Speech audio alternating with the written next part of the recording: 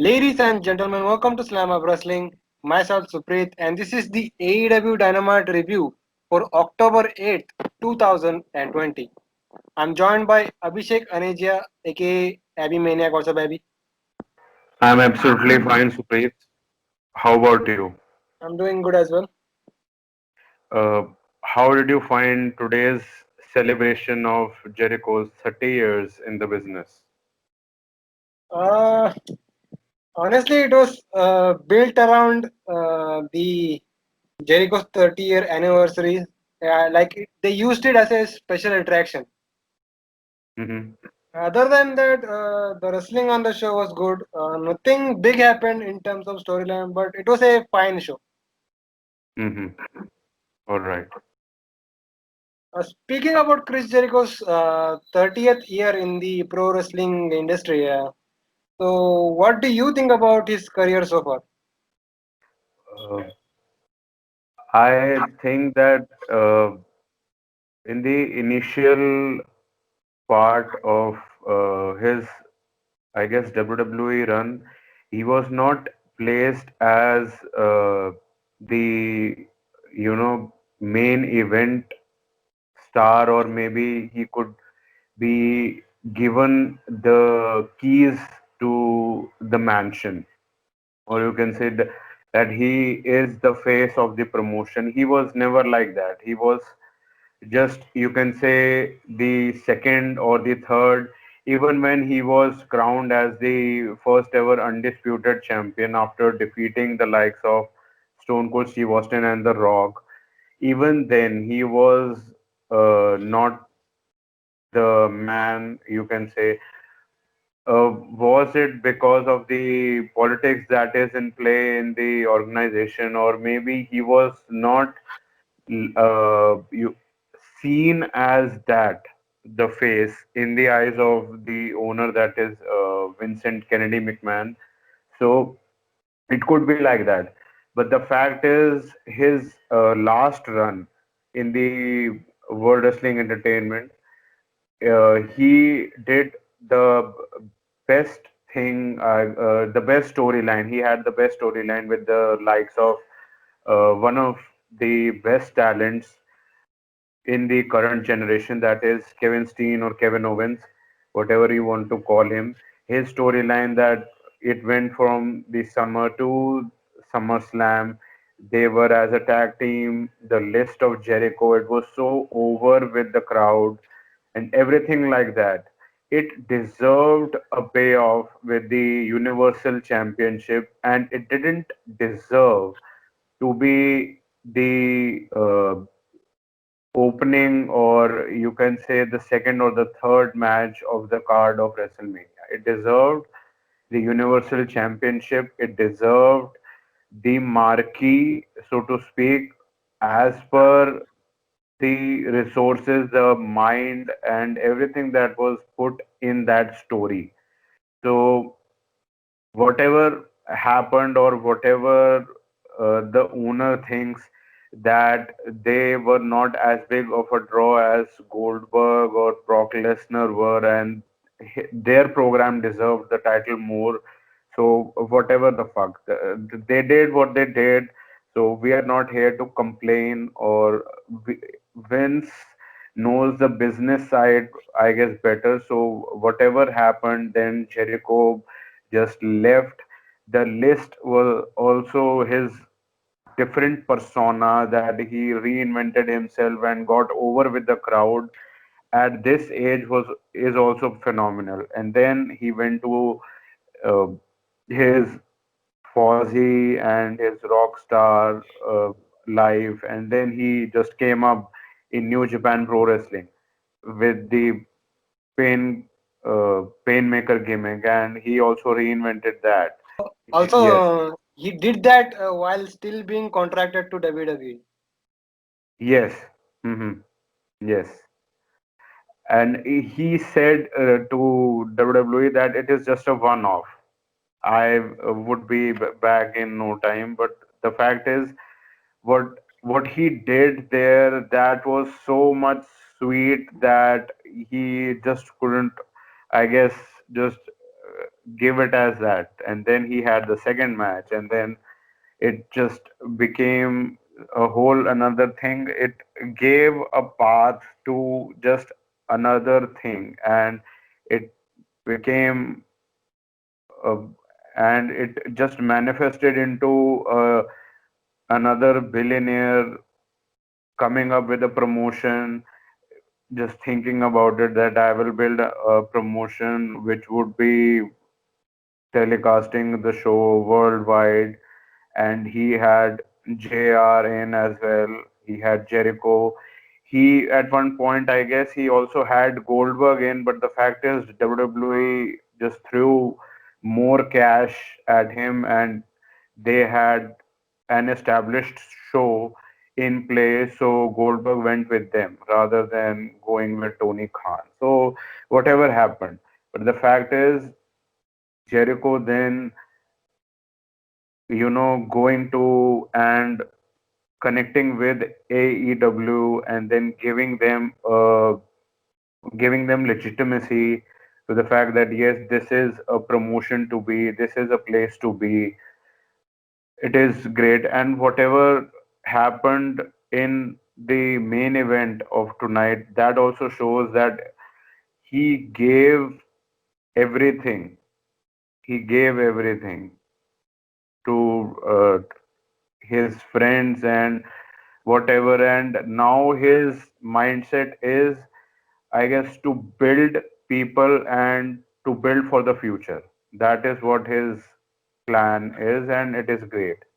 So his career is now you can look at him and say that he is a legend. Maybe when he was in WWE, his last run also, people say that with an iffy thing that he is a legend, but he is not The Rock or Stone Cold Steve Austin, an Undertaker, a Kane, or Triple H or whatever. But the fact is now, with his current run and whatever he has done in Japan and whatever he has done in WWE, now with the whole holistic view, now you can definitely say that he is a legend. There's a huge difference between Jericho and the guys you mentioned, because Jericho, like every year, he tried to reinvent himself, Hmm. Hmm.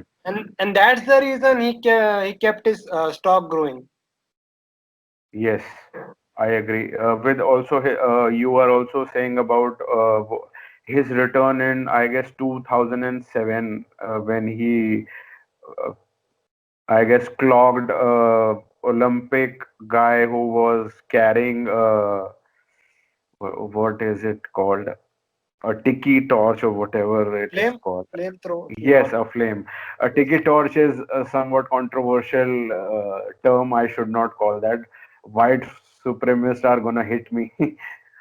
We are in India, so the fact is maybe we do not know such terms or the amplification of such terms. Yes, it was also a new thing that he had cut his hair, and it is also a gamble, so to speak, that going with a new look and going with it, and will the fans rally behind you, or will they accept you, or will they hate you, or will they invest in you? That is also a big question. Yes, he has done whatever he was given with ease, and the fans also accepted him, whatever the role he was given, whether as a bad guy or a good guy, he has done it to perfection. He has that magic with the mic, or his persona, his charisma. He does it so very well. So, any favorite memory or favorite match from Jericho's 30 years? Uh, would say I have seen his matches in the Attitude Era, but I do not remember any specific match. Recently, what I have seen, there were a few matches when he was feuding with the likes of CM Punk in 2012 or 13. He had a match at WrestleMania. He had a match at Payback. Both the matches were awesome, and what and recently in New Japan, the match with Kenny Omega and the match with Tanahashi, and also the build up to the match of Kenny Omega was also great. I would like to say that The whatever the build, press conferences and everything, they also made it must see to watch that match. the Tanahashi match was my favorite, I guess. My favorite Chris Jericho match, and it had a very great build up of its own. You know, the whole the possibility of New Japan and AEW working together. Hmm. Hmm. Yes. So that was that he could win the championship. So, what are your guys' favorite matches or memories of Chris Jericho? Let us know in the comment section below. So, let's get into Dynamite this week. Yes, of course. We had Brian Cage defending the FTW Championship against Will Hobbs. FTR defended the AEW World Tag Team titles against the Hybrid 2. Brody Lee defended the TNT Championship against Cody in a dog collar match. And finally, the main event was Chris Jericho and Jake Hager versus Chaos Project and so much more. But before that, if you are new to this channel, then make sure to hit that subscribe button and turn on the bell for all notifications. We here in Slam Up Wrestling cover all pro wrestling related stuff, including reviews for Raw, SmackDown, NXT, AEW Dynamite, and New Japan as well. So show kicks off with the FTW Championship match. Ricky Starks and Taz were on commentary. So Cage and Hobbs, they exchange shoulder tackles early on. A bunch of quick offense from both men. So both men try for suplexes. Cage was in control following a big kick in the corner. Follow a slam and a standing moonsault gets a 2 count. Cage hits a F5 for another 2 count. So Hobbs tried to fire back. Both men no selling German suplexes at this point. Hobbs with a spine buster but misses a frog splash.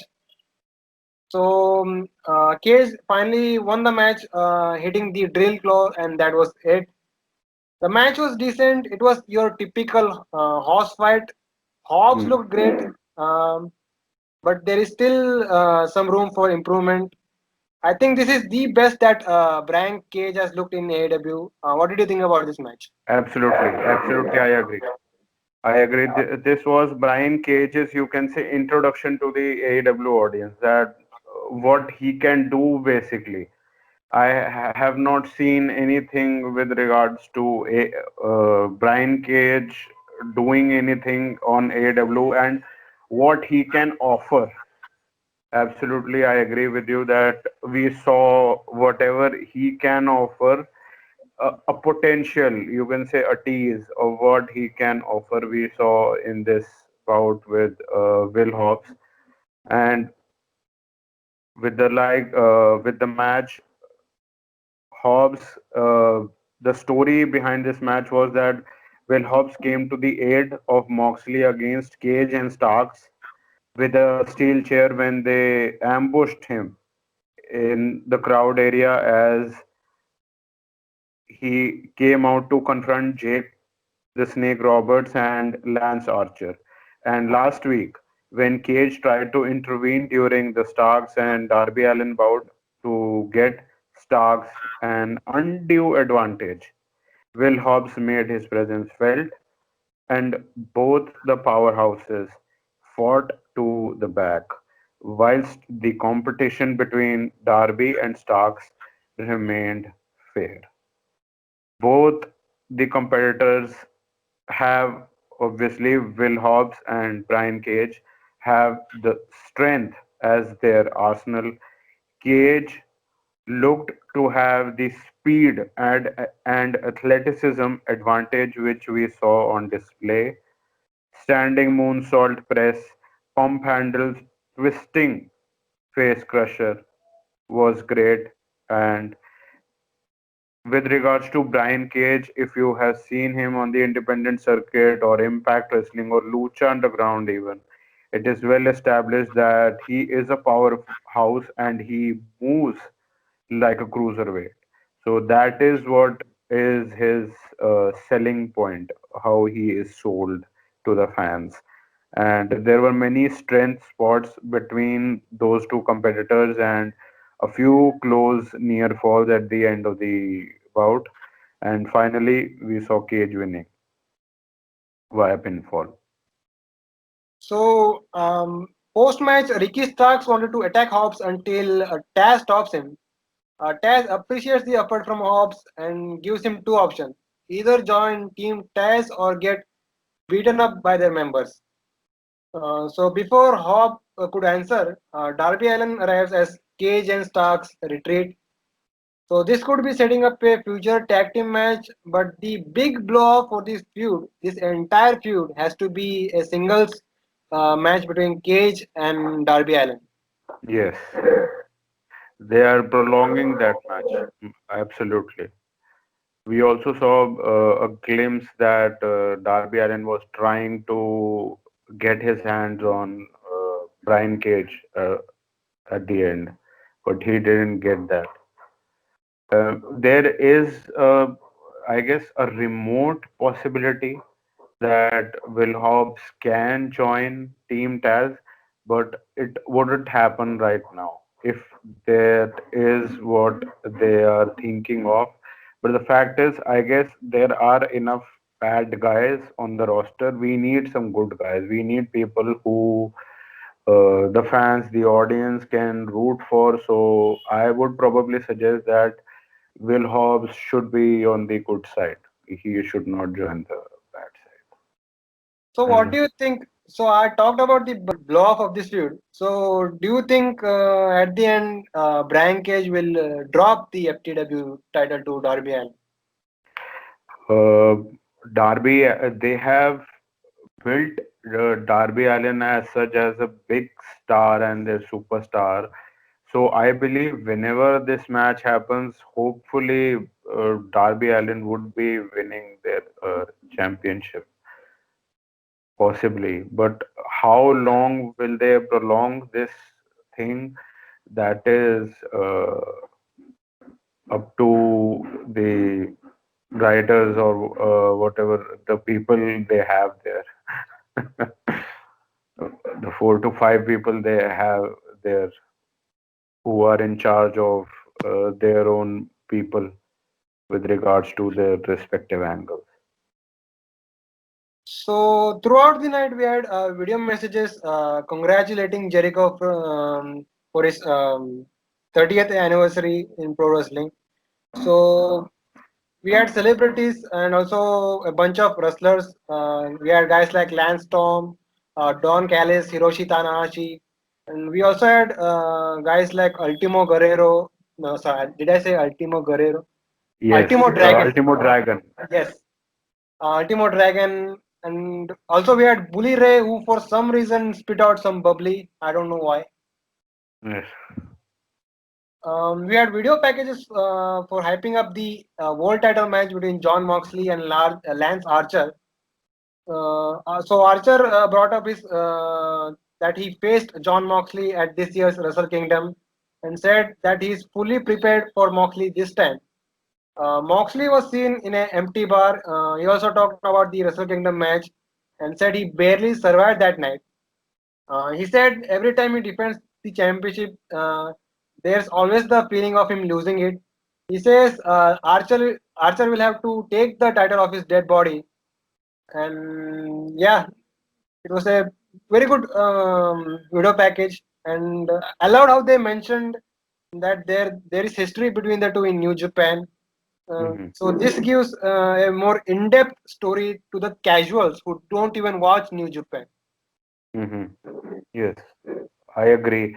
And also the fact that how John Moxley sold Lance Archer to the fans, and also the fact that it is a serious bout and there is a very high possibility that he could lose. Because the fact is, Lance Archer is uh, such a great competitor and you can say dangerous, so to speak. So there is a very high possibility that he could lose. And the fact is, if Lance Archer wants to win, he has to get the championship from his dead body. So that is the point. So what Moxley did, that is the fact that the people who are the casual viewer or the new viewers or the WWE fans who are watching AEW, that is the point to sell Lance Archer to them, that how strong he is, how bad he is, and how there is a very high possibility, and I also agree with that, that Lance Archer might be the one who can strip Moxley from the championship gold next week. So it was a great promo by John Moxley, and the whole package, and uh, the fact that they mentioned New Japan Pro Wrestling's bout, which they had. That also is great, that now there is an investment to the story, and if Moxley loses, then the score would be one apiece. So there is, you can say, a future possibility of a rubber match in the future whenever it happens, if Archer wins. Speaking about championships, we had the AEW World Tag Team Championship match, FTR versus the Hybrid 2. So Young Bucks were watching this match from the back on a monitor or TV in typical WWE fashion. Did you did you notice that how they were watching this TV screen? Yes, yes. They do not leave any, you can say, opportunity to take a shot at the WWE. I have no problem with that. That is great. They were trying too hard. That is great. So so we get to this match. Uh, they start from a botch. So Jack Evans botched from the get go. So he went for several roll-up attempts on Harwood. Tag made to Angelico, he went for some submissions on Harwood. So Wheeler pulls him out. FTR had enough and decided to leave the match. Angelico looked for a dive, but he gets caught. Evan with a dive of his own and takes out everybody. And in the process, he hurt his own leg. So the injured leg became the main focus as the match went on. A slight distraction and FTR in control, working the leg of Evans. Evans sidesteps Wheeler and tags Angelico. So he runs wild and we see some kicks and submissions. So tag back to Evans. We see a double team 450 that gets a 2 count. FTR with a comeback. They got rid of Angelico. At one point, Evans did a beautiful bridging roll up pin for a 2 count. Did you see that? Mm. Yes. So outside we see Angelico get gory bombed into the apron. So final parts of the match saw FTR hitting the superplex and splash combo on Evans for the win, and that was it. A decent match. It could have been better if there were not a lot of botches from Jack Evans. What did you think about it? I also thought that, with regards to the match, I really enjoyed it, and the fact is that I was, I guess, on the side of the team of TH2, because I have recently gotten to know the fact that they were a great, formidable team in Lucha Libre AAA, and they were not given a chance here at AEW until this match, and they have competed on Dark. I can give you that, and we have seen a few video packages on being the lead, not on AEW Dynamite at all. But the fact is, you have to give them screen time, or you can say ring experience, so you get into the flow of performing on television or performing in the ring. There were a few botches, I agree, The fact is, they are great performers when they are given the time and they are given the opportunity. They are a formidable team, and with regards to the match, they took to FTR in the initial moments of the bout with the speed and agility, which is their main arsenal. But FTR went to the outside, consulted with their manager Tully Blanchard, and then took control. Also, a little distraction from Tully Blanchard that also helped. And at the commencement of the break, FTR had started their isolation technique by attacking the bread and butter of Jack Evans, that is the legs. Cutting the legs would just finish most of their offense, the TH2's offense. Brilliant strategy. Dragon screw from the top, attacking across the ring post. Figure four across the post by Wheeler. Great. Awesome. The left knee of Evans was being isolated and attacked mercilessly by FTR. And with regards to the selling of the injured knee by Jack Evans, that was great. I give props to that. The fact is that many people in the business, they do not understand or they do not give that much importance to the art of selling. And I'm not talking about the young bucks, but the fact is that also gives that is also a part of the storytelling and what you are doing inside the ring, and also the fact that you are trying to tell the audience that it is real and it is not a dance or a choreographed stuff or it is fake, to be very blunt. So the selling of the injured knee by Evans was great. There were great near falls.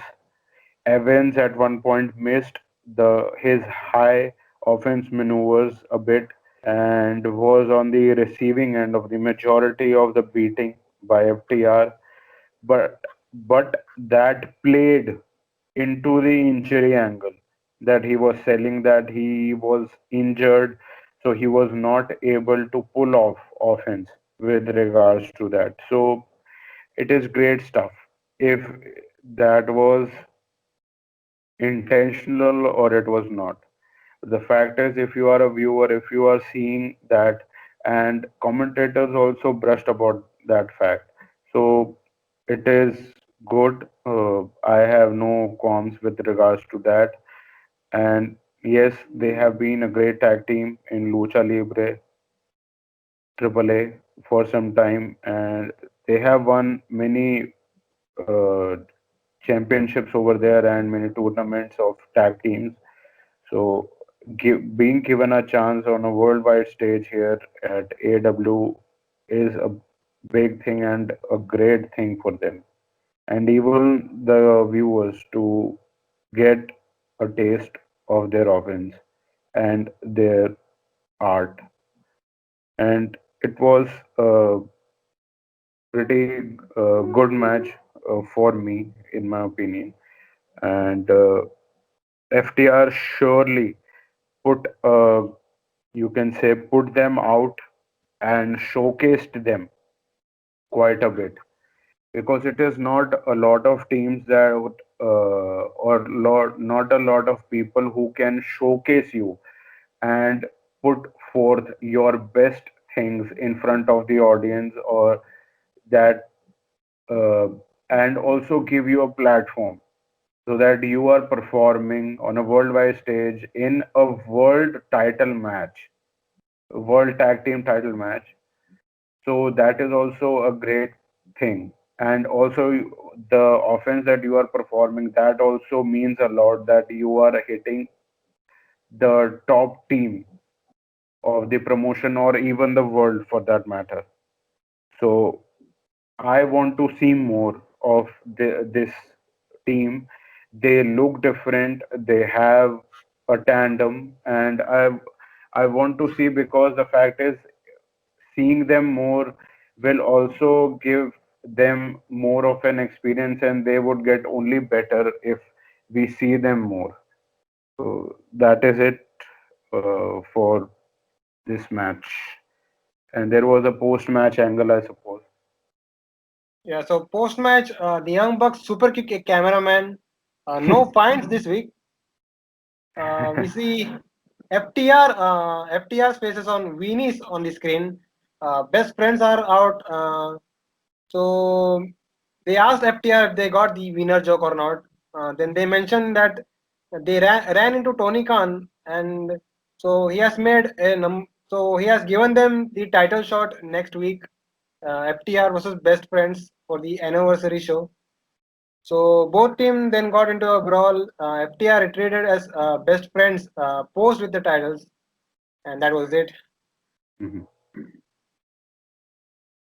That's So great.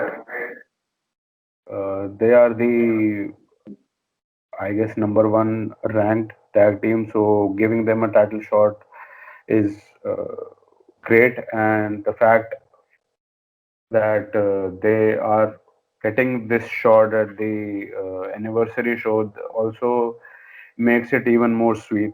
The fact is, we have a loaded card for next week, so it is must see for any fan of wrestling or even AEW. what did you think about the Bucks not paying the fine this week?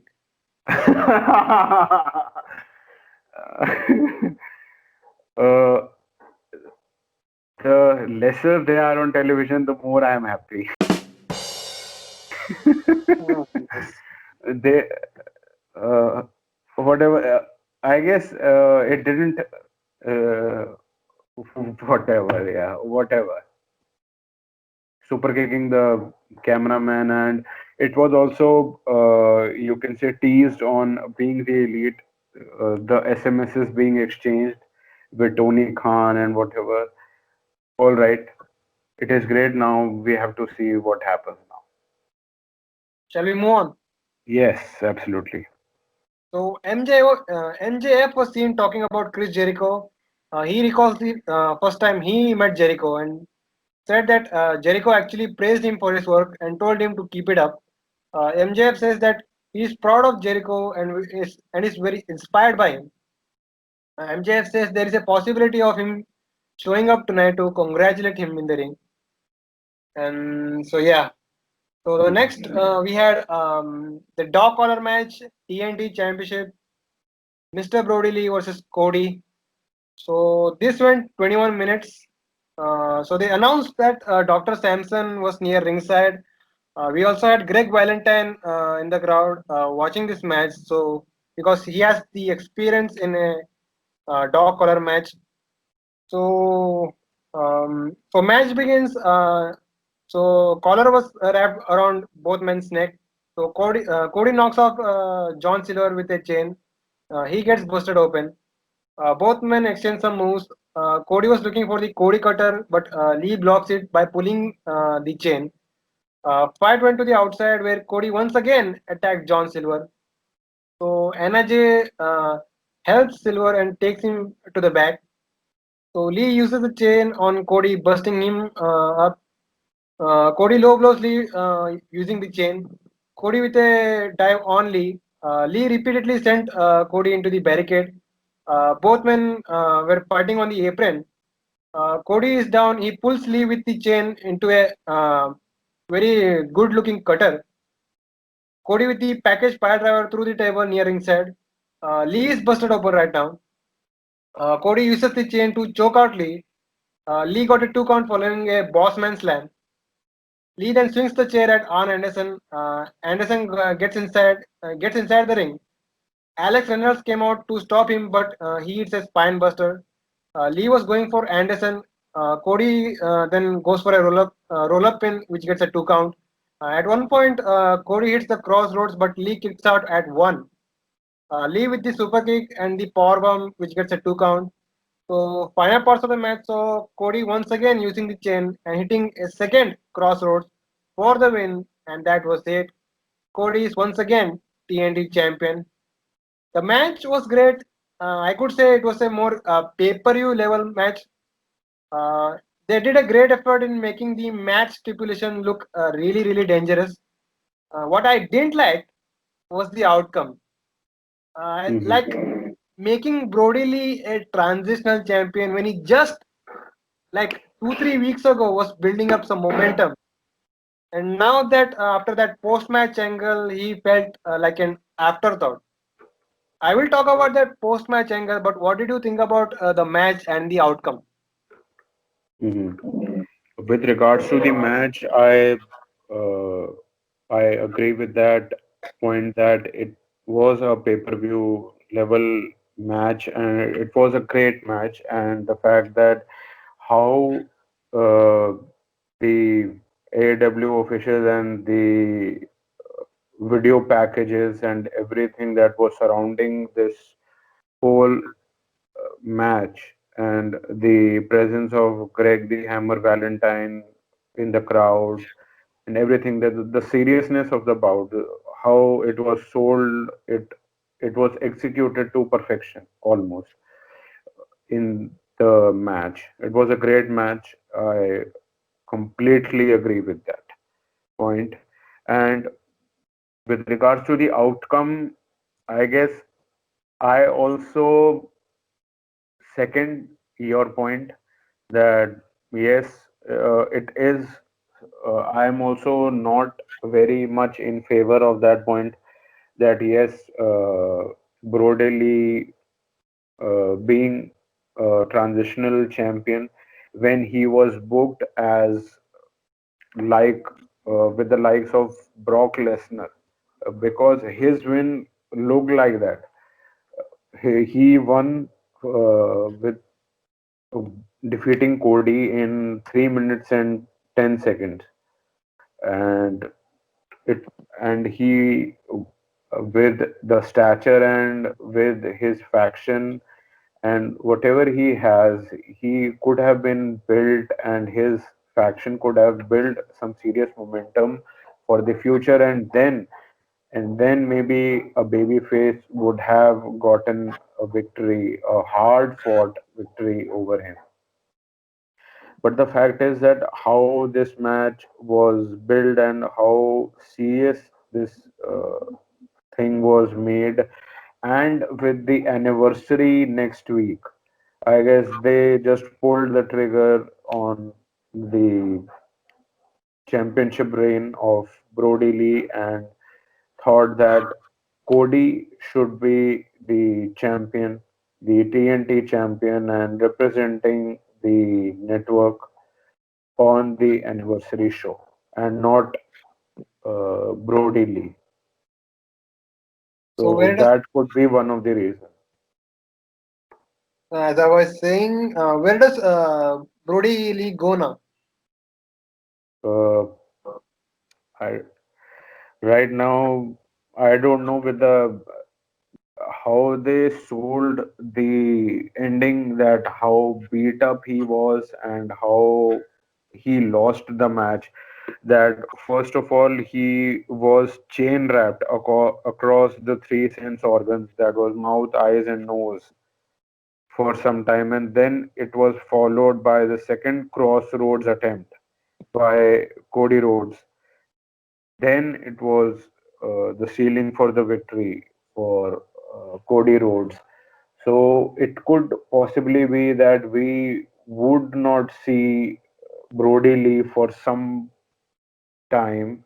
Then he could come back and might avenge or might challenge for the title, or he could go to someone else. Uh, The possibility is now wide open. so post match, the Nightmare family helped Cody up.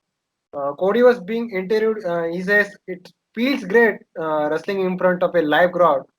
He addresses the talk about him possibly turning heel and responded that he's sticking with the fans. Once again, a non-kayfabe promo.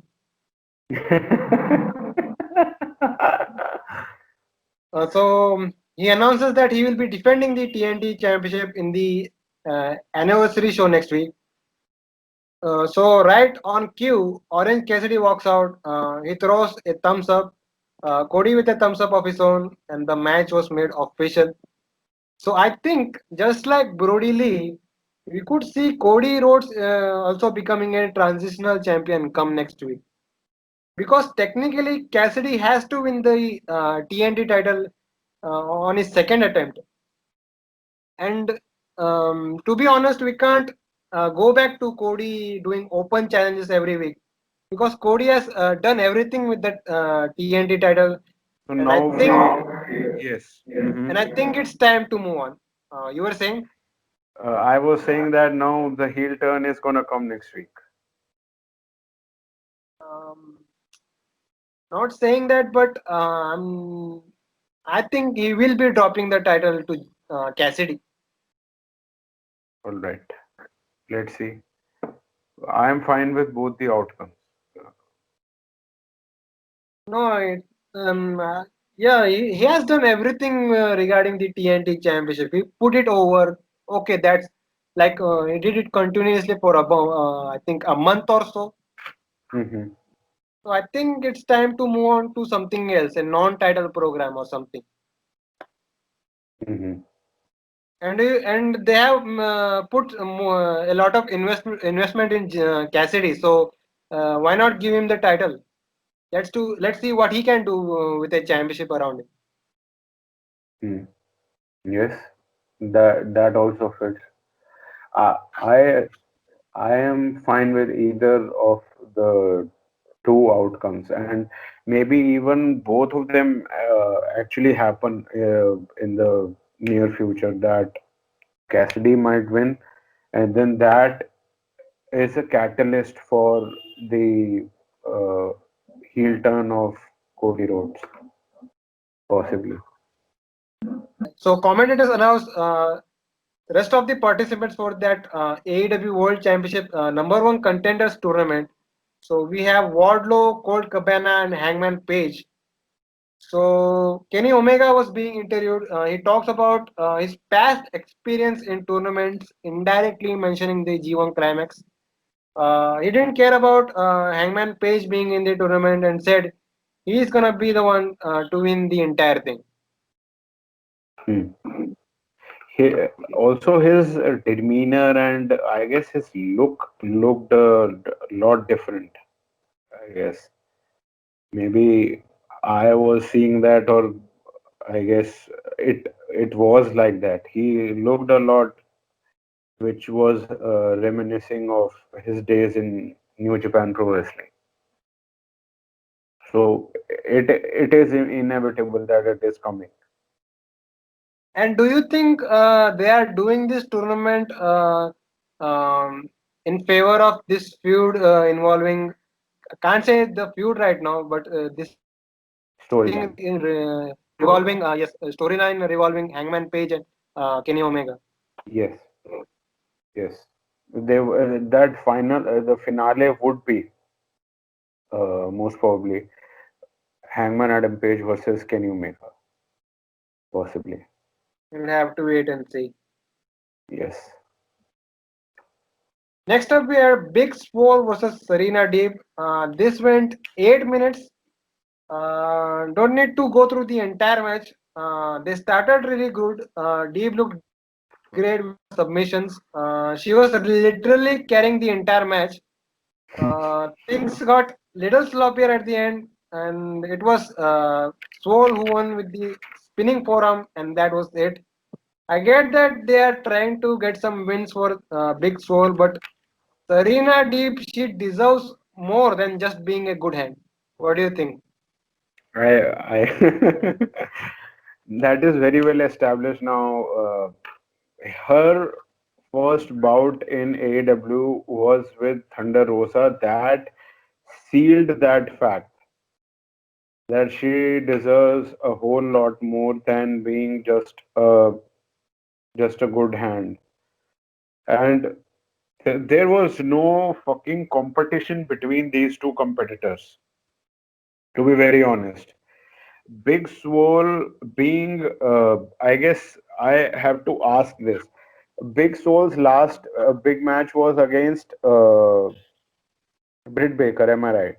Yeah, So what happened was that just before the pay-per-view, she was booked in a handicap match with the likes of, I guess, uh, Penelope Ford and Reba Rebel and Britt Baker. Britt Baker was on a wheelchair, obviously. So Mm. that was, I guess, a test run for Big Swole, that does she have what it takes to compete on the pay-per-view, right? So that became a clusterfuck. In my opinion, I have not seen the match because there was little to no interest of mine with regards to the match, but I have heard what I am saying right now from an expert. So the fact is, it became a clusterfuck, and that was one of the reasons why the said match, the blow-off match or the end game of the feud match, that was a part of the show that uh, the said match was. I guess it was a cinematic match, all right, Mhm. if I'm not wrong, Yes.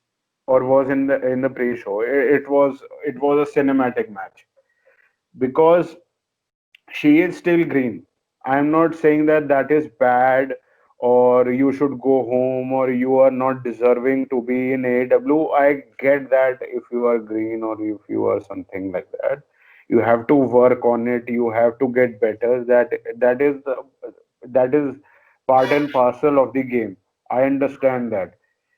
But the fact is, you can now give a chance to Serena Deeb after watching this match too. And what we saw at the end, you just said it, that at the end it became a clusterfuck or it became a little awkward. Why it became awkward? Because it was then time for the finish, and the finish belongs to Big Soul. Now she has to get it on, and it became awkward. It was very well apparent.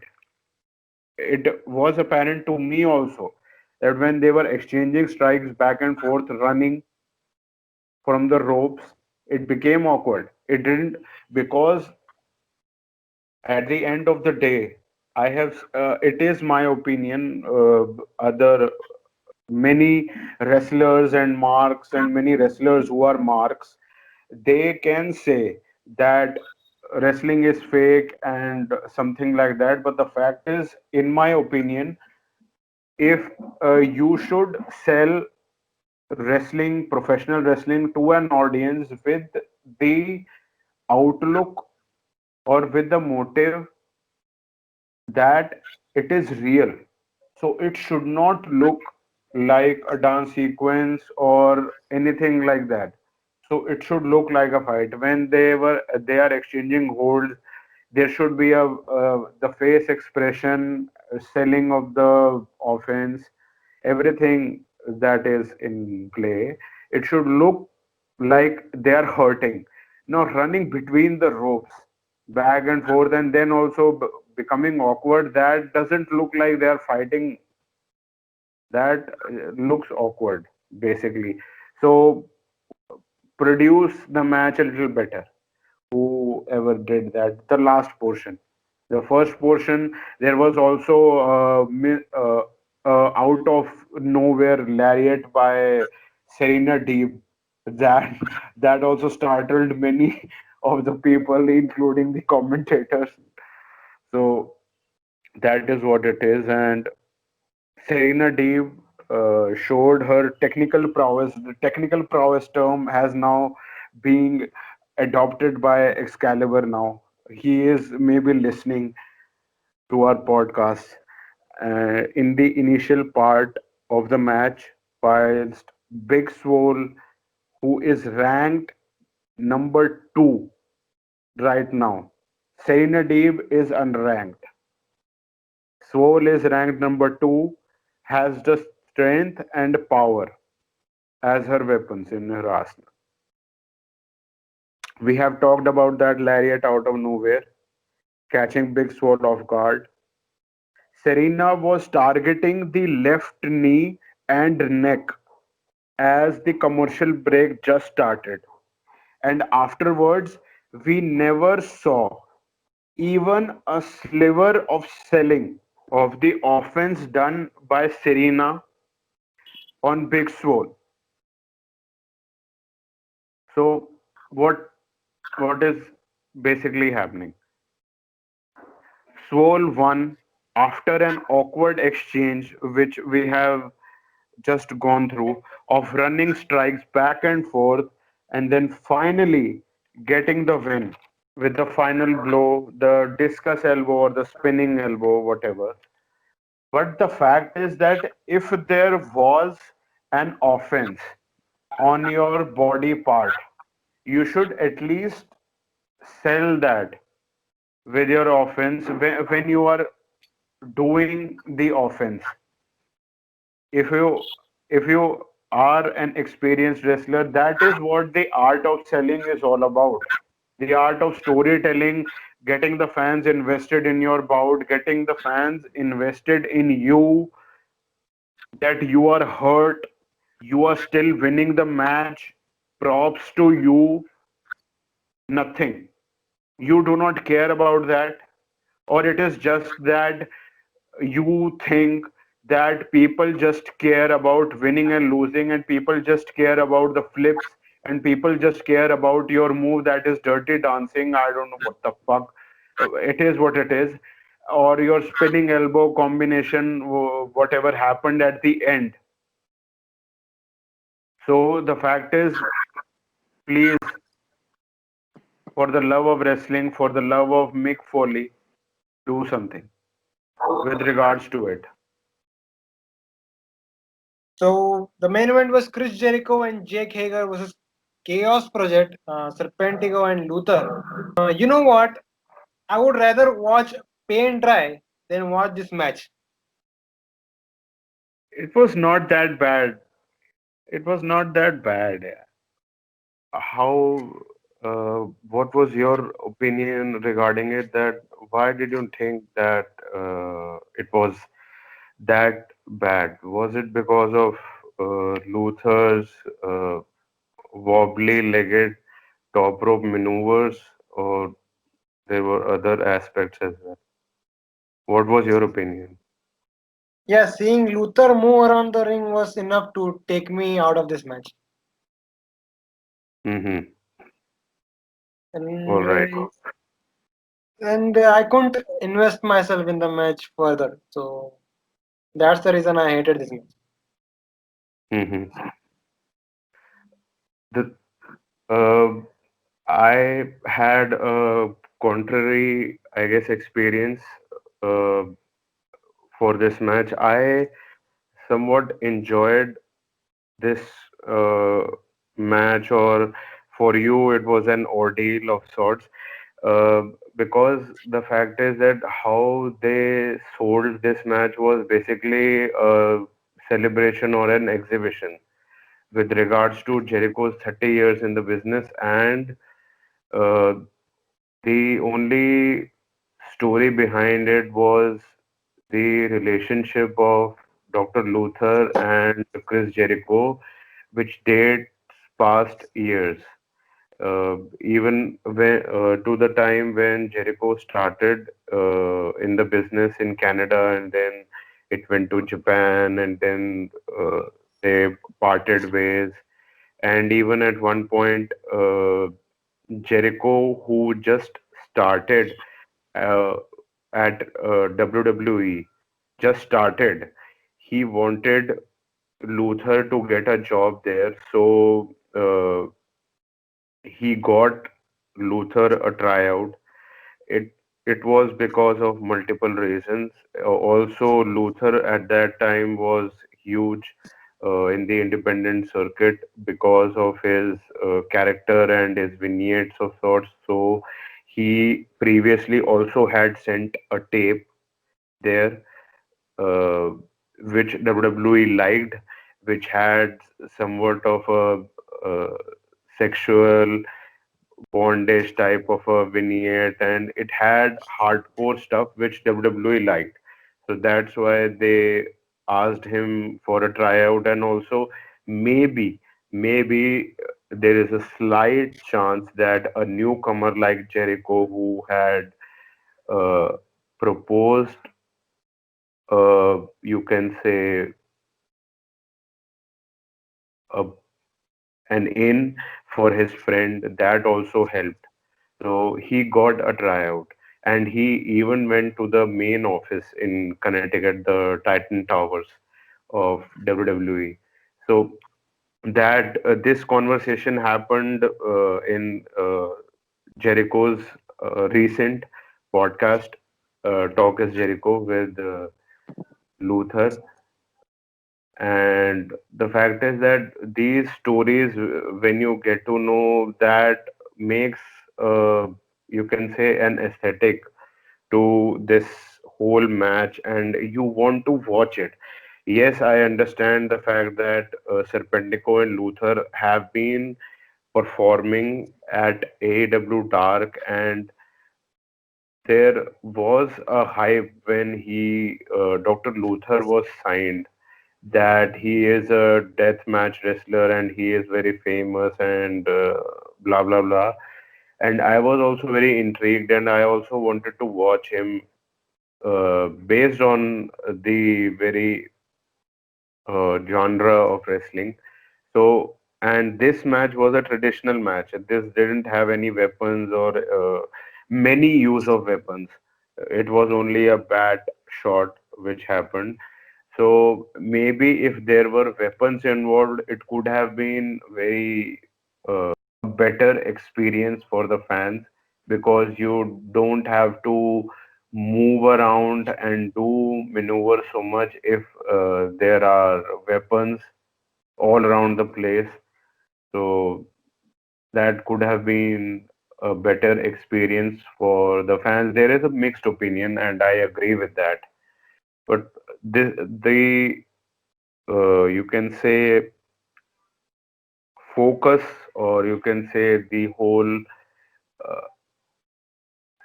thing behind this match was only for a celebration of the relationship between Luther and Jericho, and Jericho's 30 years in the business.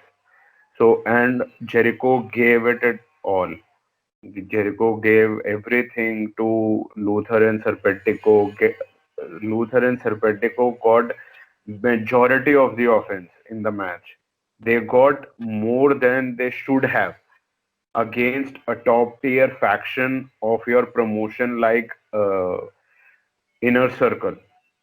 But they gave them the rub, so to speak, as you just mentioned, and they made them look like legit guys. Even when kids are watching, they wouldn't have seen too much into the wobbly legs and stuff like that. But yes, the purists and the guys who are in their teens and the older demographic, they must have seen the sloppiness, and they could see that Dr. Luther should not compete in matches where there is too much to move around, there is too much to do with regards to aerial maneuvers or maneuvers which require movement, and that which looks bad on television and which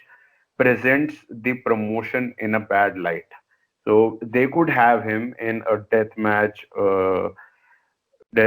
rules or something, no disqualification match, which requires little to no, you can say, movement or athleticism involved, something like that.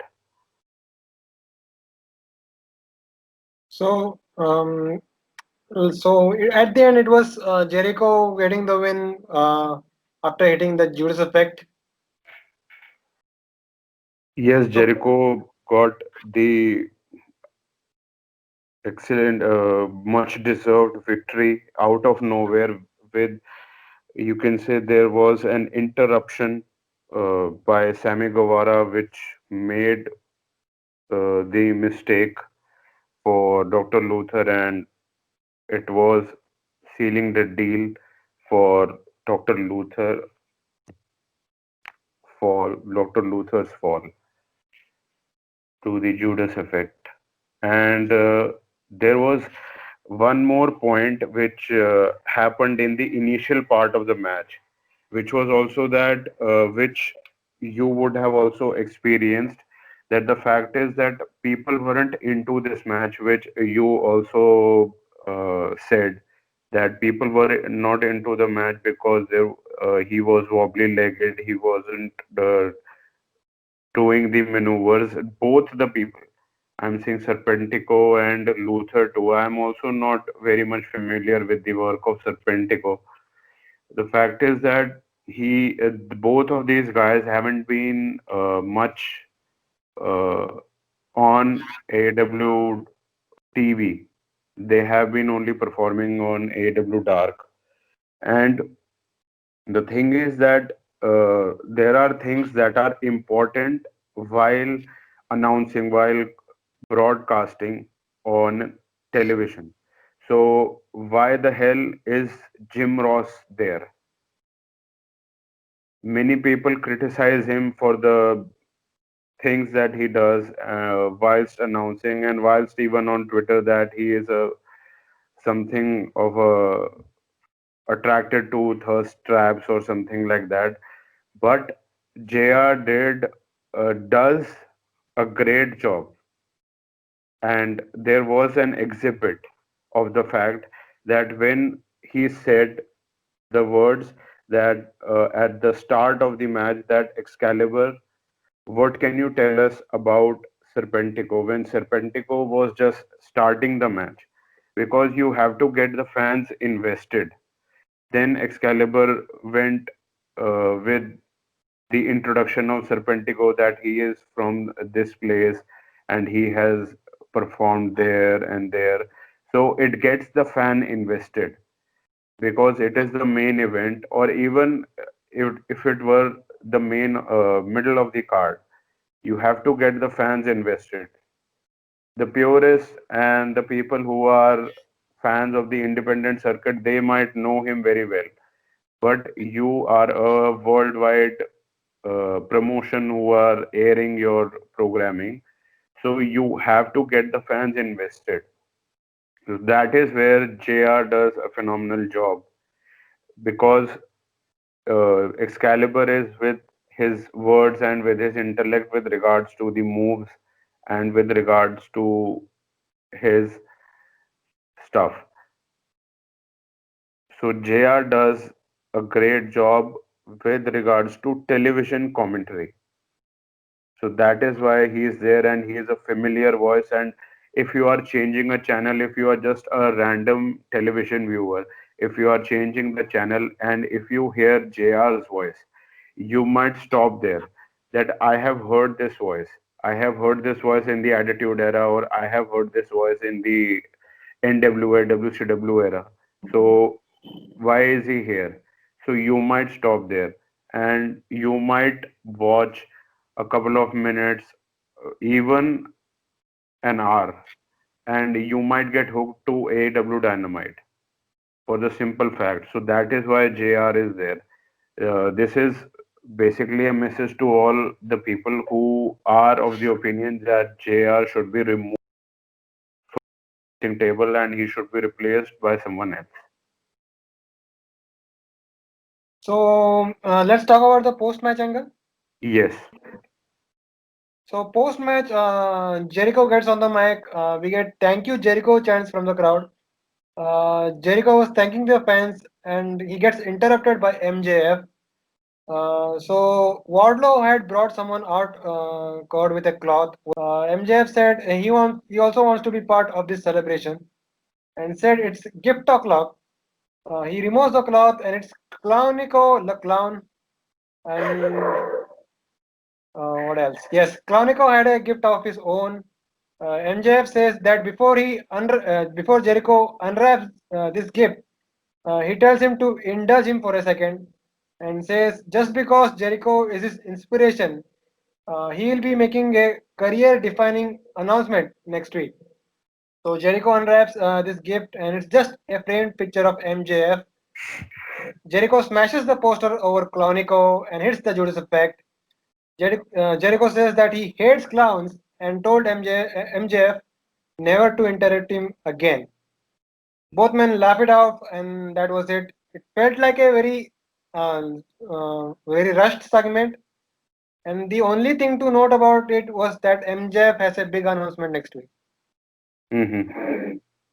Yes, and it was also a very entertaining segment, so to speak. That Clownico was basically uh, he was personifying Jericho in a clown suit and a clown attire.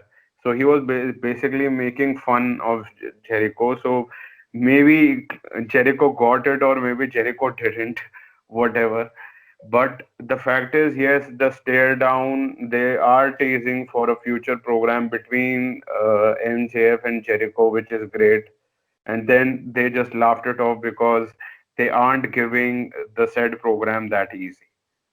And yes, the picture and the Judas effect, brilliant stuff. And that is now a legendary GIF out there somewhere.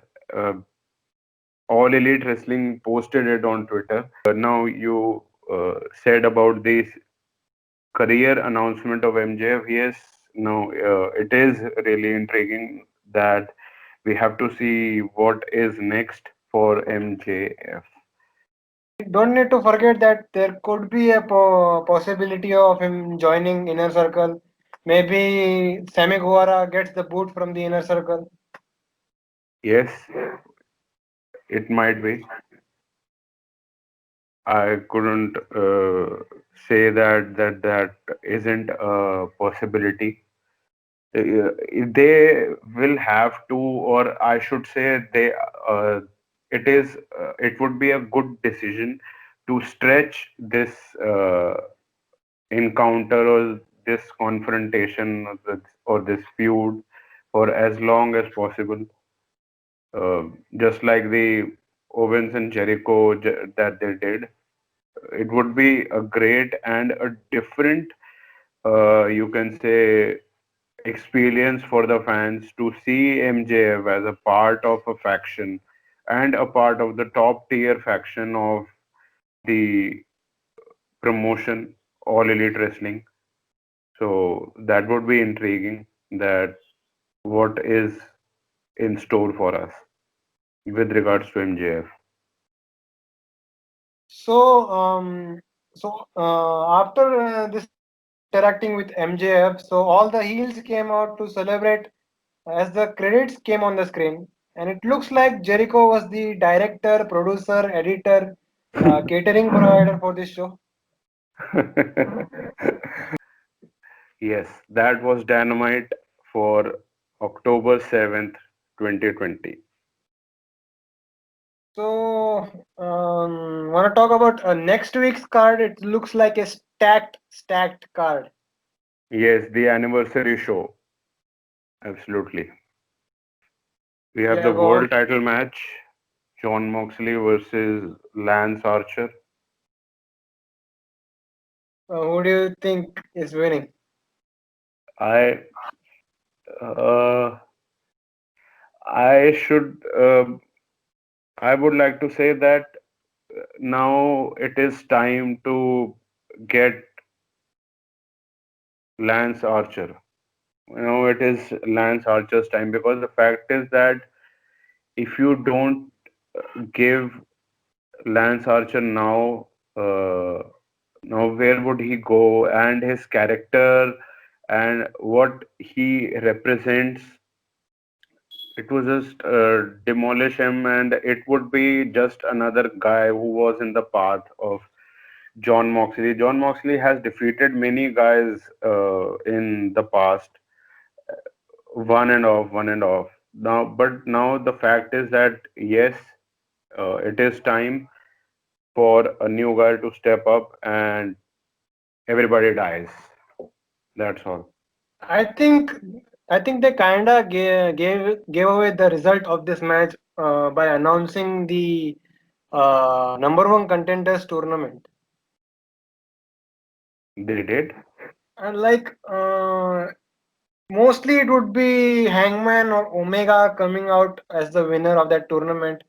Mm-hmm. So in that way, there could be a possibility of them doing Moxley versus Omega at Full Gear for the title, a rematch of sort. Mm-hmm. So if I think in that way, then I think I'm going with Moxley retaining the championship.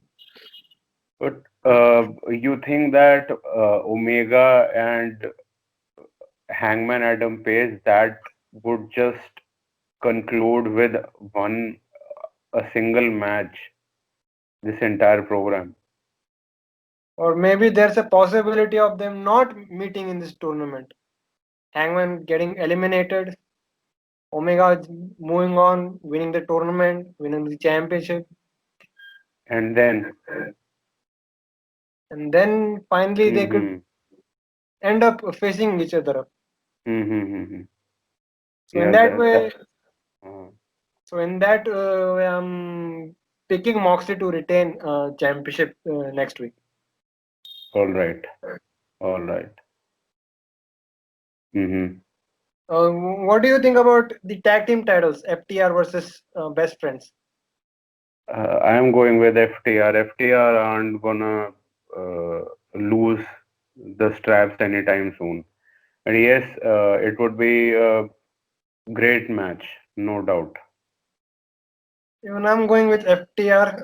I think once they are done with Best Friends, then the next is the obvious one, Young Bucks. They're maybe building up to a possible match at Full Gear. Yes. Mm. And the third title match is the TNT title match, Cody versus Orange Cassidy. For that match, you are saying Orange Cassidy winning, Yep. as you said previously. I am going with Cody Rhodes retaining the championship. So there was our preview or predictions for next week's anniversary show, Dynamite. Yes. So before we go, where can these guys find you? Uh, Guys, you can find me on Instagram and Twitter at AbbyManiac, ABBYMANIAC. And currently, I'm working with an independent wrestling promotion in India called Wrestle Square. You can follow them on Instagram and Twitter at Wrestle Square. And you can also subscribe to their YouTube channel, Wrestle Square Pro Wrestling. You can find Slam Up Wrestling on Twitter at SlamUpW, Instagram at Slam Up Wrestling. Our podcast and reviews are mainly audio based, and if you don't want your YouTube app running for that, then you can catch Slam Up Wrestling on Anchor and Spotify as well. So this was the AEW Dynamite review, and we'll see you guys next time.